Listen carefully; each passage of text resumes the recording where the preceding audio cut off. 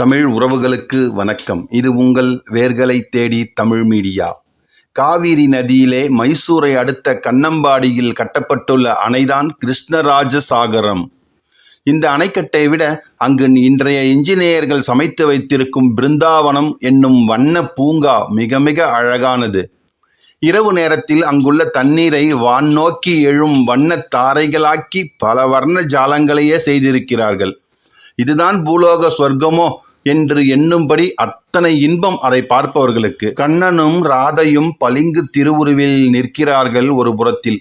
வழிந்தோடும் தண்ணீருக்குள் எல்லாம் வண்ண வண்ண விளக்குகள், விசிறி எழுந்து பரவும் குழாய் நீரில் எல்லாம் வானவில்லின் அதிசயங்கள். இத்தனை கோலாகலத்தையும் தூக்கி அடிக்கும் காட்சி ஒன்றும் அங்கு உண்டு. அதுதான் காவிரி தாயின் திருவுருவம். அந்த அணைக்கட்டிலிருந்து பிருந்தாவனத்திற்கு இறங்கும் வழியிலே அமைத்திருக்கிறார்கள். காகம் கவிழ்த்த கரகத்தை ஏந்தியவளாக நிற்கிறாள் அவள் ஒரு மாடத்திலே. அந்த கரகத்திலிருந்து அளவான தண்ணீர் இடைவிடாமல் வழிந்து கொண்டே இருக்கிறது 24 மணி நேரமும். காவிரி அன்னை ஏந்தி நிற்கும் குடம் வற்றாத பாத்திரமாக இருப்பது அழகாக இருப்பதோடு அரிய கற்பனையாகவும் இருக்கிறது.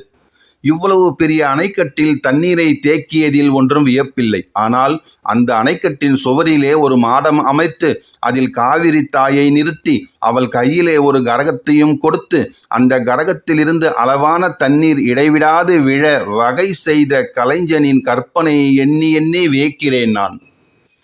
20ஆம் நூற்றாண்டிலே இப்படி கலைஞன் ஒரு காவிரி தாயை அங்கு உருவாக்கினால், இதற்கு எத்தனையோ வருடங்களுக்கு முன்னாலேயே ஒரு கங்காதரரை உருவாக்கி இருக்கிறான் ஒரு சிற்பி தக்கோலம் என்னும் தலத்திலே.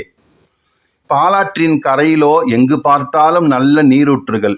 பால் ஆறு இன்று வற்றி கிடப்பதை பார்த்து ஒரு நண்பர் சொன்னார், இது பாழ் ஆறு, தெரியாமல் பால் ஆறு என்று பேர் சொல்லிவிட்டார்கள் என்று.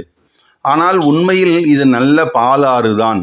பசுவின் மடியிலே உள்ள பாலை கன்றுக்குட்டி முட்டி முட்டி குடித்தால்தானே பால் சுரக்கும். அதுபோல தன் மடியையும் கரையையும் அகழ்ந்து தோண்டுவோருக்கெல்லாம் வற்றாமல் பால் போன்ற தண்ணீர் சொரியும் இயல்புடையதுதான் இந்த பாலாறு. இந்த பாலாற்றின் இருபுறமும் 10-15 மைல் வரை மணற்பாங்கான இடத்திலெல்லாம் 15-20 அடி ஆழத்தில் நல்ல தண்ணீர் கிடைக்கிறது கிணறுகள் தோண்டினால். காஞ்சிபுரத்திற்கு வடக்கே 7-8 மைல் தொலைவில் உள்ள புல்வேலூரில், அதாவது தற்பொழுது அந்த புல்வேலூர் பல்லூர் என்று அழைக்கப்படுகிறது, அந்த புல்வேலூரில் 7 கிணறு என்ற பெயரோடு ஒரு கிணறு உள்ளது. அவை பிராட்டியார் புல்வேலூர் பூதனிட்ட வரகரிசி சோற்றை உண்ட மகிழ்ச்சியில் பாடிய பொழுது இந்த கிணற்றிலிருந்து நீர் சுரந்தது என்பது கதை. இந்த கிணற்றில் தண்ணீர் என்றும் நிறைந்திருப்பது இன்றும் கண்கூடு. இந்த ஊருக்கு வடகிழக்கே 6-7 மைல் தொலைவில் இருக்கிறது தக்கோலம். இந்த ஊரிலும் ஒரு அதிசயம் உண்டு. ஊருக்கு வடகீழ் மூலையில் ஒரு சிறிய கோவில். அங்கு கோவில் கொண்டிருப்பவர் கங்காதரர். அந்த கங்காதரரை சுற்றி பிரகாரம் எல்லாம் ஒரே தண்ணீர் மயம். இந்த தண்ணீர் வருவது மேல் பிரகாரத்தில் உள்ள ஒரு சிறு நந்தியின் வாய் வழியாகத்தான். இந்த வட்டாரத்தின் நீர்நிலை, அதாவது வாட்டர் டேபிள் உயர்ந்திருப்பதை கண்டு அந்த இடத்தில் நந்தியை அமைத்தால் தண்ணீர் இடைவிடாமல் அதன் வாயிலிருந்து வழியும் என்பதை அறிந்திருக்கிறான் கலைஞன். நந்தியை அமைத்ததோடு கோவிலையும் அதற்கு பிரகாரங்களையும் அமைத்து அந்த கோவிலுக்குள் கங்காதரரையும் பிரதிஷ்டை செய்திருக்கிறான். அதாவது நந்தியின் வாயிலிருந்து வரும் தண்ணீர் நேராக கங்காதரரின் தலையில் வந்து விழுவது போல அமைத்திருக்கிறான். தண்ணீர் வழியும் இடம் கண்டு நந்தியையும் நந்தி தீர்த்தத்தையெல்லாம் அமைத்தவன் கிருஷ்ணராஜசாகரத்தில் காவிரி தாயை வழிந்தோடும் கரகம் ஏந்தியவளாக நிறுத்திய அந்த கலைஞனுக்கே ஒரு வழிகாட்டி, ஒரு முன்னோடி. இப்படி எப்பொழுதும் நீர் ஊறிக்கொண்டே வழிந்து கொண்டே இருக்கும் தலத்தை அன்று திருவூரல் என்றே அழைத்திருக்கிறார்கள் மக்கள். அந்த ஊரல் அமர்ந்த உமாபதியையே திருஞான சம்பந்தர் பாடி மகிழ்ந்திருக்கிறார். இந்த ஊரே இன்று தக்கோலம் என்று வழங்கப்படுகிறது. இன்றைய காணொளியில் தக்கோலம் கங்காதரர் திருக்கோவிலின் ஸ்தல வரலாறு, சிறப்புகள் ஆகியவற்றை தான் பார்க்க போகிறோம். காணொளியை ஸ்கிப் பண்ணாமல் முழுசாக பாருங்க. நீங்கள் இன்னும் நம்ம சேனலுக்கு சப்ஸ்கிரைப் பண்ணலைன்னா சப்ஸ்கிரைப் பண்ணிடுங்க. மறக்காமல் பக்கத்தில் இருக்கிற பெல் பட்டனை ப்ரெஸ் பண்ணிடுங்க. வாங்க காணொளிக்குள்ள போகலாம். ராணிப்பேட்டை மாவட்டம் அரக்கோணத்திலிருந்து காஞ்சிபுரம் செல்லும் சாலையில் 15வது கிலோமீட்டர் தொலைவில் அமைந்திருக்கும் தேவார தலம்தான் தக்கோலம். இத்தலத்து இறைவனின் திருநாமம் ஜலநாதீஸ்வரர் என்றும் கங்காதரர் என்றும் அழைக்கிறார்கள். இறைவியின் திருநாமம் கிரிராஜ கன்னிகை. பொதுவாக தட்சிணாமூர்த்தி ஒரு காலை மற்றொரு காலின் மீது மடித்து வைத்திருக்கும் திருக்கோலத்தையே பார்த்திருப்போம். ஆனால் இங்கு அமர்ந்த நிலையில் வேறு எங்குமே காண முடியாதபடி உட்கடி ஆசன திருக்கோலத்தில் தட்சிணாமூர்த்தி வீற்றிருக்கிறார். கல்லால மரத்தின் கீழே வலது காலை தொங்கவிட்டு இடது காலை குத்துக்காலிட்டு அபூர்வமாக காட்சி தருகிறார். மனதை கட்டுப்படுத்தும் இந்த ஆசனம் மனம் அலைப்பாயும் மாணவர்களுக்கு கல்வி மேன்மை தரும். தலையை இடதுபுறம் சாய்த்த வண்ணம் ஒரு கையில் ருத்ராட்ச மாலையும் மற்றொரு கையில் தாமரையும் கொண்டு காலடியில் முயலகன் இல்லாமல் அருள்பாலிக்கிறார். வலது பின் கையில் அக்க மாலையுடன் சீடர்களை ஆட்கொண்டு அருளும் அடக்கி ஆளும் கண்டி போடும் ஆசிரியர் போல பாவனையில் இவர் இருக்கிறார். இவரை மஞ்சள் நிற மாலைகளால் வியாழக்கிழமைகளில் அர்ச்சித்து வழிபடுவது விசேஷமானது. வியாழக்கிழமை தினங்களில் இவருக்கு நல்லெண்ணெய் அபிஷேகம் செய்து அதை வாங்கி வந்து தினமும் தலையில் தடவி வந்தால் மாணவர்களுக்கு கல்வியில் நாட்டம் பெருகும், நினைவாற்றல் கூடும் என்பது ஐதீகம். வியாழக்கிழமை தோறும் நெய் தீபம் ஏற்றி வழிபடுவதும் சிறந்த பலனை தரும் என்று கூறுகிறார்கள். இது தவிர மற்றொரு அதிசயத்தையும் இத்தலத்து மூலவர் ஜலநாதீஸ்வரரின் சிவலிங்க திருமேனியில் காணலாம். உத்தராயண காலத்தில் இந்த சிவலிங்கம் செந்நிறமாக காட்சி தரும். அப்பொழுது நல்ல மழை பொழிந்து பயிர்கள் எல்லாம் செழிக்கும். தட்சிணாயன காலத்தில் இந்த சிவலிங்கம் வெண்மையாக மாறிவிடும். அப்பொழுது வறட்சி ஏற்படும், நிலங்கள் எல்லாம் காய்ந்து கிடக்கும். மேலும் இந்த ஆலயத்தின் பிரகாரத்தில் எழுந்தருளியுள்ள துர்க்கை 4 திருக்கரங்களுடனும் ஸ்ரீ திரிபங்கி நிலையில் காட்சி தருகிறாள். திரிபங்கி நிலை என்பது தலை, இடை, கால்கள் என்று உடலின் 3 பகுதிகளும் வளைவுகளுடன் மிகவும் ஒய்யாரமாக நிற்கும் நிலையாகும். தலையில் சிம்ம முகத்துடன் கூடிய ஒரு மகுடம் ஒன்றை தரித்திருக்கிறார். கண்களில் தாய்மை, இதழ்களில் ஒரு புன்னகை, காதுகளில் மகர குண்டலமும் கழுத்தில் அணிகலன்களும் கூடிய சரப்பலிகளையெல்லாம் நம்மால் பார்க்க முடிகிறது. கையில் சங்கு சக்கரத்துடன் காணப்படுகிறாள். வலது கையில் இருக்கும் பின்னிரு கரங்களில் சங்கு சக்கரத்தையும் ஏந்தியிருக்கிறாள். வலது பின் கையில் உள்ள சக்கரம் பிரயோக நிலையில் இருக்கிறது. இப்படி பிரயோக சக்கரத்தை ஏந்தி இருக்கும் துர்க்கையை நாம் காண்பது மிக மிக அரிது. இடது முன்கை எந்த ஒரு முத்திரையும் காண்பிக்காமல் இடது தொடையின் மீது வைத்திருக்கிறாள். மார்பில் சன்ன வீரம், கொடி இடை, புலிக்கச்சுடன் கூடிய இடை ஆடை, கால்கள் வளைந்த நிலையில் ஸ்வஸ்திகத்தில் உள்ளது. பூத வரிசையில் பறவை முதற்கொண்டு தலைகீழாக தொங்கும் பூதங்கள், மத்தளம் கொட்டும் பூதம், ஒரு கண் சிறுபறை முழக்கும் பூதம், கையில் தாளம் போடும் பூதம், இசை பாடும் பூதம் முதலியவையெல்லாம் இங்கு இருக்கிறது. துர்க்கை அணிந்திருக்கும் அணிகலன்களில் வேலைப்பாடுகள் நம்மை பிரமிக்க வைக்கிறது.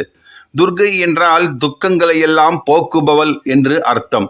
நம்முடைய துக்கங்களையெல்லாம் போக்கும் பணியை மேற்கொள்ளும் தேவதைகளில் துர்க்கைக்கு தனி இடம் உண்டு.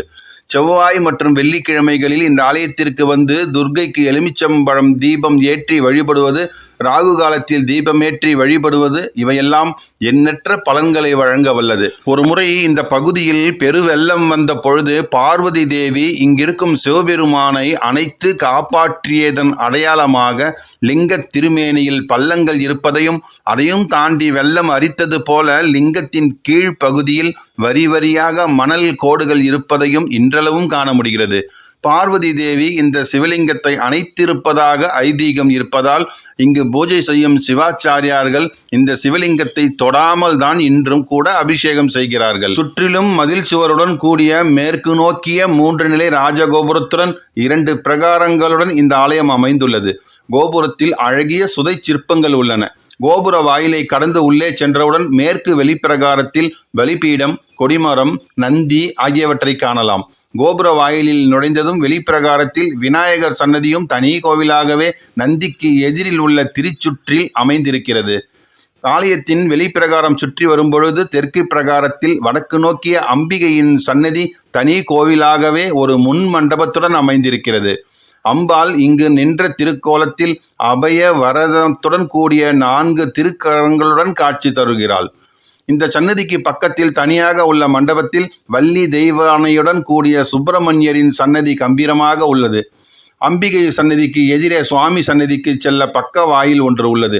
அதன் வழியாக உள்ளே சென்று மேற்கில் உள்ள உள்வாயில் வழியாக துவார கணபதி, சுப்பிரமணியர் ஆகியோரையும் வணங்கிவிட்டு உள்ளே சென்றால் ஒரு புறத்தில் நவகிரக சன்னதியும் அமைந்துள்ளது. அடுத்துள்ள மண்டபத்தில் சோமாஸ்கந்தர், சந்திரசேகரர், பிட்சாடனர் முதலிய உற்சவ திருமேனிகளும் நடராஜ சபையும் அமைந்திருக்கிறது. அதற்கு அடுத்தது மேற்கு நோக்கிய உள்வாயிலை கடந்து சென்றால் துவாரபாலகர்களை தரிசிக்கலாம். நேராக மூலவர் தரிசனமும் கிடைக்கும். சிவலிங்க திருமேனி மணலால் ஆனது, தீண்டா திருமேனி. ஆவுடையாருக்கு மட்டுமே அபிஷேகம் நடைபெறுகிறது. சிவலிங்கத்திற்கு வெறும் மஞ்சள் காப்புதான். உள்பிரகாரத்தில் சக்தி விநாயகர், சுப்பிரமணியர், பஞ்சலிங்கம், மகாலட்சுமி, நடராஜர், சூரியன், சந்திரன், பைரவர், சப்த கன்னியர் ஆகியோருக்கெல்லாம் தனித்தனி சன்னதிகள் உள்ளது. கோஷ்ட மூர்த்தங்களாக விநாயகர், தட்சிணாமூர்த்தி, மகாவிஷ்ணு, பிரம்மா, விஷ்ணு, துர்கை முதலிய திருமேனிகள் உள்ளன. இவற்றுள் துர்கை நீங்களாக உள்ள மற்ற திருமேனிகள் அனைத்தும் அமர்ந்த நிலையிலேயே இருக்கிறது.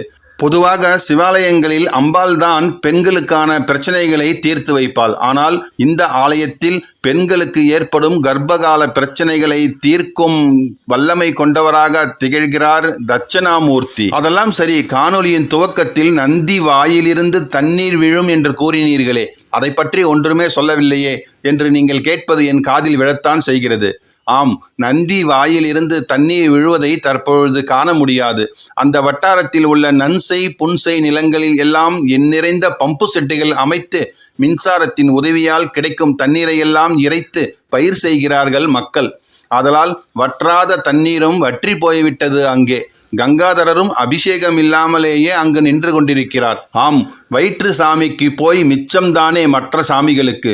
அந்த பகுதியில் பாலாற்றில் தண்ணீர் வராததால் வயிற்று சாமிக்கே போதிய அளவு தண்ணீர் கிடைப்பதில்லை என்பதை தெரிவித்துக் கொண்டு உங்களிடமிருந்து விடைபெறுகிறேன்.